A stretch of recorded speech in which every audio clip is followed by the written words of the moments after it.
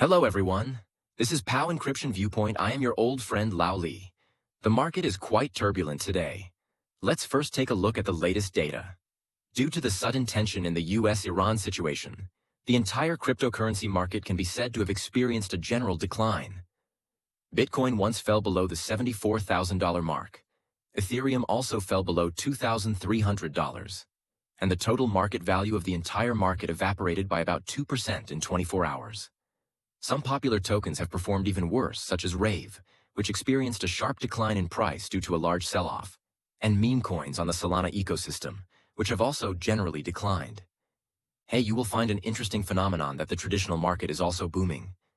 Oil prices are slowly rising, but gold and US stock futures are falling. This actually indicates one thing. The market's risk aversion is rapidly rising. When people see geopolitical risks, their first reaction is to withdraw money from risky assets and seek a safer place to go. The decline in the cryptocurrency market this time is mainly driven by this macro sentiment. However, let's not just focus on watching panic. If we turn our attention to on-chain data, we can actually discover some different signals. Data shows that Bitcoin is filling a critical chip gap, which is approximately between $72,000 and $80,000. What does this mean? During the process of price correction, there are many funds changing hands at this position. Especially recently, there have been a large number of transactions in the range of $76,000 to $77,000.